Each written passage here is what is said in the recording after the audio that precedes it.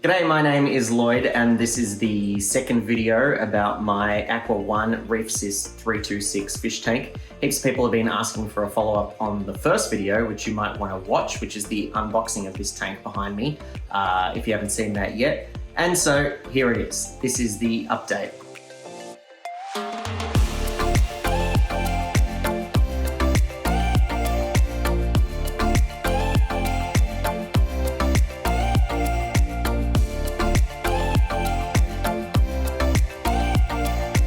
So it's taken me a long time to getting around to film this update because we have just moved house and my priority was setting up the house above the fish tank, sadly. But we've also been subjected to a bunch of lockdowns and I'm currently stuck at home and can't go more than 5 kilometers from my house at the moment. So that means that pretty much every additional piece of equipment apart from the tank itself, I've actually had to order online, including the rocks and the sand. So I've been pretty limited in my choice of what I could buy, but I'm actually really happy with everything that I have right now. And what I'm working towards with this aquarium is sort of a budget reef tank. And for anyone who has built a reef tank or is thinking about going into the hobby, you would know that budget and reef tank aren't really two words that go together. But with that in mind, everything that I've bought for this tank has been on the budget end of the scale, while still providing, I think, a good solution to having what will ultimately be a very nice reef tank. So with the idea now that this is a budget build, I'm going to go through all of the equipment that I've purchased to get the tank up to this point, which is ready for cycling, and outline how much I've spent on every single piece of equipment and total it up for you so you can have an idea of what it would take to achieve a tank like this one. So let's go and check it all out.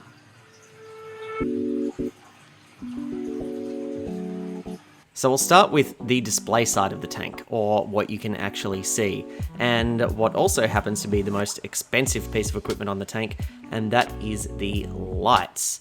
So the lights cost $349 US. I purchased these lights on eBay from a manufacturer called D Sunny Global, and these are called the PopBloom RS90s. And I have to say, I'm pretty impressed with these lights. They look good. I like the black and white fit out of them. It certainly works with the black and white cabinet of the Aqua One system I have here and the rest of the house. I can't really comment for what they're going to be like for growing corals, because I just don't have any experience with that yet. I mean, they are supposedly designed for being able to grow LPS and SPS corals. They're 90 watts each, and they're obviously LEDs. Apparently they have 500 PAR at the water surface. Not tested, that's what the manufacturer claims. They have a 10 watt white channel at 8000K, a 5 watt moonlight channel, a 65 watt Reef Grow blue channel, and a 10 watt cyan blue channel. And as you can see, they are pretty blue, but that's completely adjustable. They have this awesome controller that can replicate the seasons. It can do sunrise, sunset, a moon cycle, and it will change throughout the year depending on the season, or it's completely customizable as well. So you can just set each channel for what you want it to be, and for most of this video I've set it to pretty much have the blue channel off so that the tank looks nice and white in these videos. But yeah, I'm pretty impressed with these RS90 lights that I have on the aquarium, and time will tell how good they are for actually growing corals. As for filling the aquarium, I purchased a 3-stage RODI unit off eBay for 100 Australian dollars. And yes, I promise I will come up with a less janky arrangement than this eventually. This was just to get it filled. And the water where I live is pretty good, so there's not really an issue with only having a 3-stage RODI unit. The salt I'm using is the only one I could purchase online and have delivered, which is the Aquaforest Reef salt, which is meant to be pretty good. And that was 138 Australian dollars.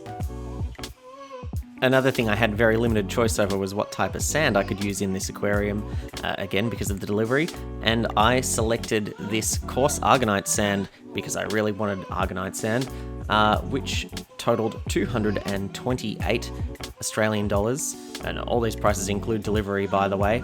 But I'm very happy with this sand. I didn't want anything too fine that was going to get blown around, and it's in fact actual crushed coral. So it's pure calcium carbonate coral crushed up, and I think it looks great in the aquarium, and it's got good properties for the pH and other parameters of the water as well.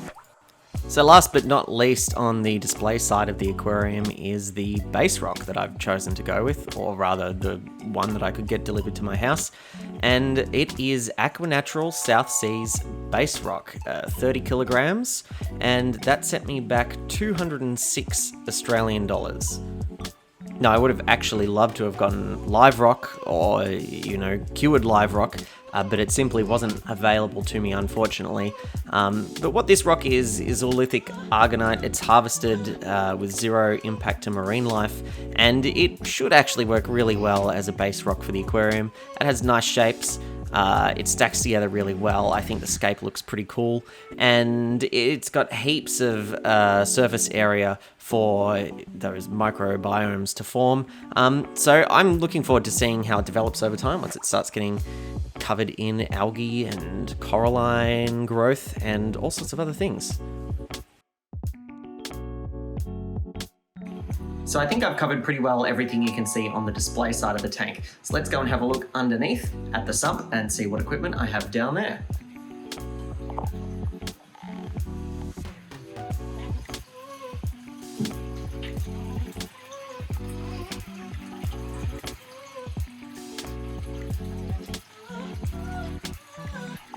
So the sump and the plumbing itself came with the Aqua One system. It consists of a return section which overflows into a section for filter socks, which then goes into the next section which I'm going to have set up as a small refugium. There's an area for your protein skimmer, a return pump, and there's also a section in the back corner for your RO water for automatic top off. So in the refugium section, I've left some space at the top for growing some Jebao, probably. I just need to add a light for that in the future. And I also have a bunch of ceramic biologs in there for extra biological filtration. And they cost 82 Australian dollars delivered. So the protein skimmer I chose to go with is something called the Bubble Magus BM Curve 5. It's a pretty basic thing, should do the job fine, and that was 135 Australian dollars.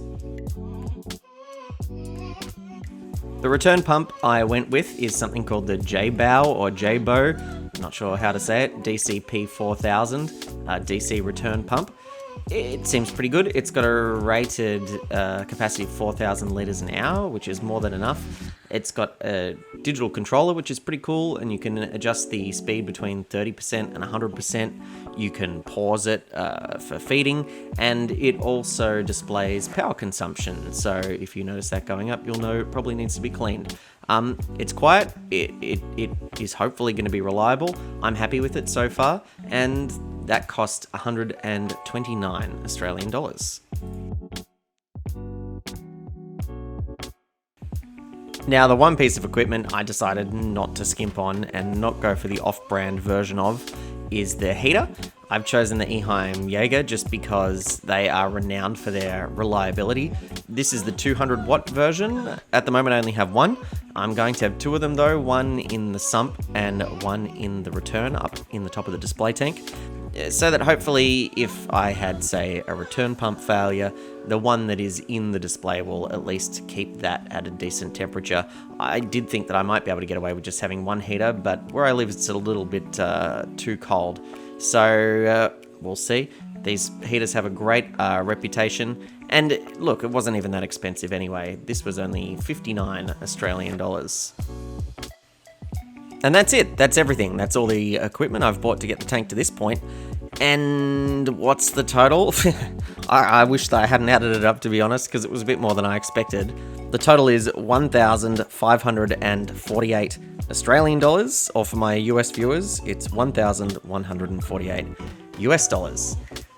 Is it budget? Well, I don't know. As I said at the start of this video, reefing is an expensive hobby. I've tried to keep everything down the lower end, but that's just what it takes. Maybe if you had a smaller setup, it would be a bit cheaper, but that's where I'm at right now. So there you go. That's what it's taken to get the tank to this stage so far, which is ready for cycling.